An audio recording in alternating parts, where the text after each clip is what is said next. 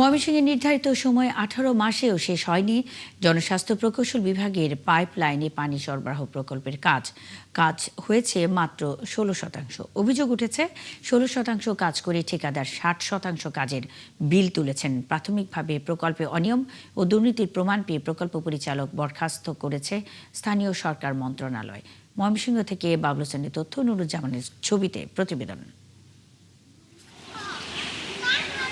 বৃহৎ পাইপলাইনের মাধ্যমে ময়মনসিংহের মুক্তাগাছা ও গৌরীপুরে সুবিধাবঞ্চিত 700 পরিবারে সুপেয় পানি সরবরাহের জন্য 2024 সালের আগস্ট মাসে ঠিকাদারকে কার্যাদেশ দেওয়া হয়। চলতি বছর ফেব্রুয়ারি মাসে নির্ধারিত সময়ে প্রায় 12 কোটি টাকা ব্যয়ে কাজ হয়েছে মাত্র 16%। এ নিয়ে ক্ষুব্ধ এলাকাবাসীরা। তলা থেকে মনে হয় একতলা পর্যন্ত হয়েছে, আরো দুতলা কাজ বাকি রয়েছে। যতটুকু সময়ের ভিতরে কাবার হওয়ার কথা ছিল এতটুকু সময়ের ভিতরে কখনোই কাবার হবে না। আমরা অপেক্ষা করিয়া আমি এই যে কিছুদিন সাথে 1 মাস হইতো না, হয়তো 20 দিন আমি এই মেশিনটার অপেক্ষা থাকি আমি এটা নিজে মোটর দিচ্ছি। জনস্বাস্থ্য প্রকৌশল বিভাগ ও ঠিকাদারের বিরুদ্ধে গাফিলতির অভিযোগ করে দ্রুত কাজ শেষ করার দাবি জানিয়েছেন তারা।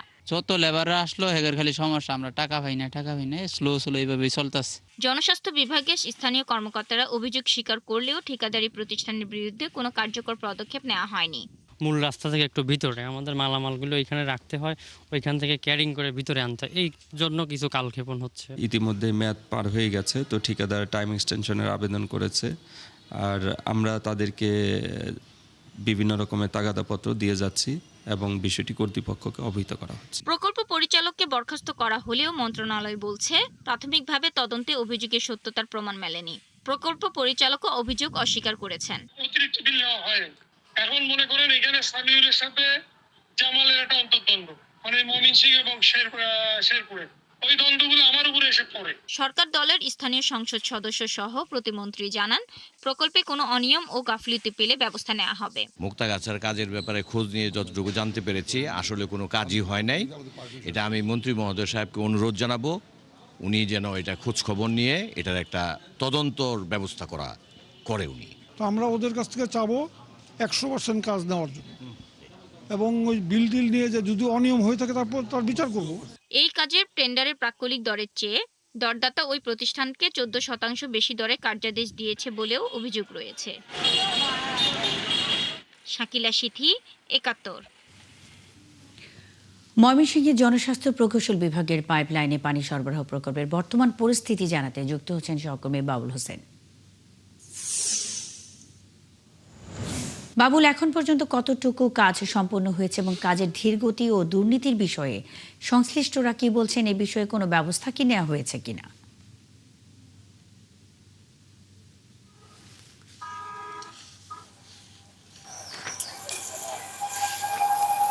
মুন্নি, এখন পর্যন্ত ব্যবস্থা বলতে গত 9 এপ্রিল এক পত্রে প্রকল্প পরিচালককে বরখাস্ত করার আদেশ দেওয়া হয়েছিল স্থানীয় সরকার বিভাগ থেকে, এবং তার বিরুদ্ধে বিভাগীয় মামলা করার সিদ্ধান্ত হয়েছিল।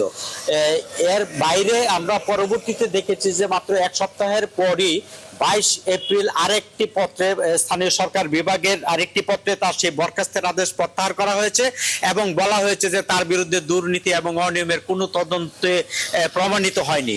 যদিও এর আগের পত্রে তার বিরুদ্ধে অনিয়ম দুর্নীতির প্রমাণ পেয়েছিল প্রাথমিকভাবে, সেই তদন্তের আলোকে তাকে বরখাস্ত করা হয়েছিল। তো আমরা এই প্রকল্পের শুরু থেকে যেটি দেখেছি যে একটি ব্যাপক অনিয়ম এবং অব্যবস্থাপনা, এবং স্থানীয় যে নির্বাহী প্রকৌশলী, সাবেক যে নির্বাহী প্রকৌশলী তার বিরুদ্ধে যেমন জামাল হোসেনের বিরুদ্ধে অভিযোগ ছিল, এবং পরবর্তীতে যে সামিউল হক বর্তমানে যিনি ময়মনসিংহের নির্বাহী প্রকৌশলী তার বিরুদ্ধেও কিন্তু এক ধরনের গাফিলতির অভিযোগ রয়েছে। তারা যেটি বলছেন যে তারা পত্র দিয়েছেন ঠিকাদারকে কেন এই ধীরগতির কাজ দ্রুত সম্পন্ন যাতে করে এরকম একটি তাগিদ পত্র দিয়েই তারা আসলে দায় সেরেছেন। এর বাইরে কিন্তু আসলে তেমন কোনো কার্যকর পদক্ষেপ নেওয়া হয়নি। তো আমরা শুরু থেকে যেটি দেখছিলাম যে নানা ধরনের অব্যবস্থাপনা এবং গাফিলতি, ধীরগতি, সব ধরনের এই জনস্বাস্থ্য প্রকৌশলের যে এই দুটি প্রকল্পে গৌরীপুর মুক্তাগাছা সেটি শুরু থেকেই ছিল, এবং সর্বশেষ গত মার্চ মাসে অর্থাৎ 19 মাসের মাথায় যে পত্রটি স্থানীয় জনস্বাস্থ্য প্রকৌশল স্বাক্ষরিত সামিউল হক স্বাক্ষরিত নির্বাহী প্রকৌশলী যে পত্রটি দিয়েছেন তাতে করে বলা হয়েছে যে 16% কাজ হয়েছে। তো এখন পর্যন্ত যদি 16% কাজ হয় নির্ধারিত সময়ের, আসলে বাকি যে কাজ রয়েছে সেটি কবে শেষ হবে আসলে এটি আসলে কেউ বলতে পারছে না। তো কেবল যে এই প্রকল্পে এবারই প্রথম এই ধরনের অনিয়ম দুর্নীতি হয়েছে বা গাফিলতি হয়েছে তা নয়, এর আগে আরেকটি 28 কোটি টাকার একটি প্রকল্পে যেটি স্মল পাইপ প্রজেক্ট ছিল সেটিতেও কিন্তু এরকম অব্যবস্থাপনার অভিযোগে সেই এই প্রকল্পটি শেষ পর্যন্ত বাতিল করে পুনরায় দরপত্র আহ্বান করতে হয়েছে, যাতে করে সরকারের 6 কোটি টাকার বেশি এটি ব্যয় বেড়েছে। এবং এর বাইরে যদি ফুলপুরে আরেকটি প্রকল্প রয়েছে একই এই প্রকল্প পরিচালকের অধীন, সেখানে অনিয়ম দুর্নীতির অভিযোগ ওঠে, সেটি কিন্তু দুদক থেকে খতিয়ে দেখা হচ্ছে। তো আমরা এবং কি সর্বশেষ এরকম অব্যবস্থাপনা অনিয়ম দুর্নীতির অভিযোগের পরও আমরা যেটি দেখেছি যে একটি বড় ধরনের আরো একটি প্রকল্প রয়েছে যেটিতে প্রায় 2000 কোটি টাকার একটি প্রকল্প, সেটিতে নতুন করে এই যে বর্তমান যে প্রকল্প পরিচালক যাকে কদিন আগে বরখাস্ত করা হয়েছিল সেই তবিবুর রহমান তালুকদারকে নতুন করে সেই প্রকল্পের আবারও প্রকল্প পরিচালক নিয়োগ করা হয়েছে। তো এটি নিয়ে স্থানীয় সংসদ সদস্য এবং গৌরীপুর আসনের সংসদ সদস্য এবং যিনি ত্রাণ ও দুর্যোগ প্রতিমন্ত্রী তারা ক্ষোভ প্রকাশ করেছেন। তারা একটি তদন্তের দাবি করেছেন যে এটি তদন্ত করে যারা এই গাফিলতির সঙ্গে যুক্ত তাদের বিরুদ্ধে ব্যবস্থা নেওয়ার দাবি জানিয়েছেন। যদিও প্রকল্প পরিচালক আপনি জানেন যে নিজে বলেছেন যে এটি শেরপুরের যিনি সাবেক নির্বাহী প্রকৌশলী ছিলেন জামাল হোসেন এবং ময়মনসিংহের নির্বাহী প্রকৌশলী সামিউল হক, তাদের আসলে অন্তর্দ্বন্দ্বের কথা বলে আসলে তিনি এই ঘটনাটিকে ধামাচাপা দিতে চেয়েছেন।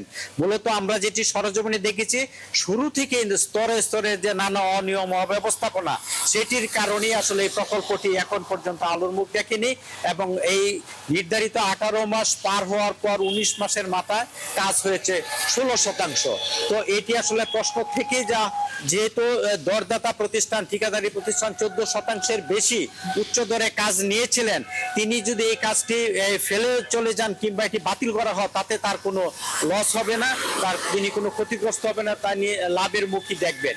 তো এই ছিল এই প্রকল্পের সর্বশেষ অবস্থা এবং যারা এটা সুবিধাভোগী যারা আশায় বুট বেঁধেছিলেন তারাও হতাশ হয়েছেন যে তারা এই প্রকল্পের যে সুবিধা তারা সেটি বাবুল হোসেন অসংখ্য ধন্যবাদ বেশ কিছু তথ্যের জন্য সঙ্গেই থাকবেন। দর্শক, ময়মনসিংহের জনস্বাস্থ্য প্রকৌশল বিভাগের পাইপলাইনে পানি সরবরাহ প্রকল্পের বর্তমান পরিস্থিতি জানাতে বাবুল হোসেন ময়মনসিংহ থেকে যুক্ত ছিলেন।